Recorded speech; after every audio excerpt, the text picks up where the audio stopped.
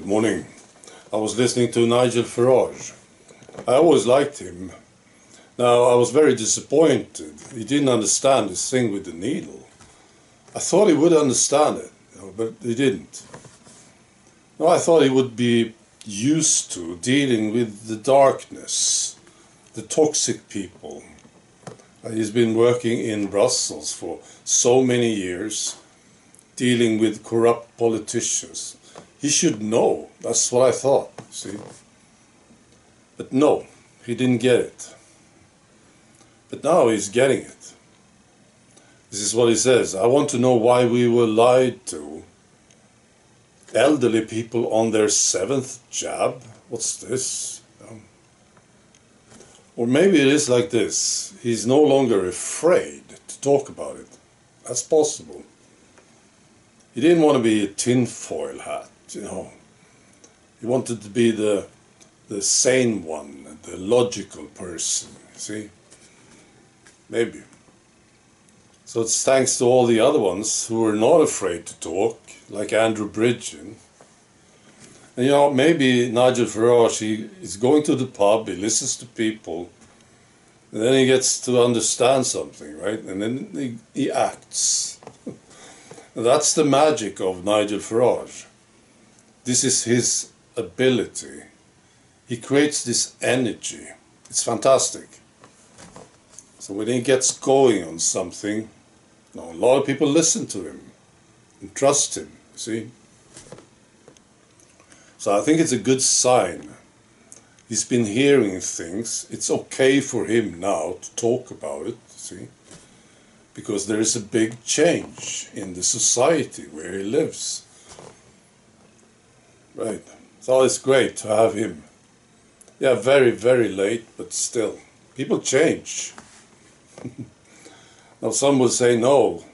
If they said something 40 years ago, they still believe it. Well, of course, this is not true. Well, they still believe what they said 40 years ago, and if they say something else now, it's just an act, you know. People who claim this, they are dark too. They can't see that people can change. People change all the time.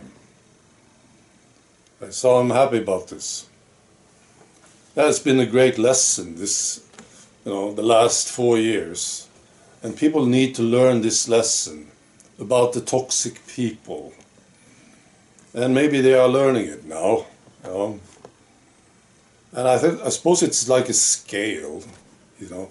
You have your neighbor or your former friend or your sister or something who pushed the needle on you, right? And they said when you refused, they said you were a nutcase, right? This is dark stuff. This is toxic, right? And then you have, of course, you have the asshole journalists and these lunatic politicians like Jacinda Ardern. Right? What an awful lady. Black, you know. Dan Andrews, you know, Matt Hancock, all these guys. It's like a scale. And you reach the bottom of the scale, you find people like Bill Gates, totally black, you know, Fauci, Rockefellers. People need to learn how to deal with this. And if you learn how to deal with it, it's like magic. You will be healthier, more stable, happier, more successful.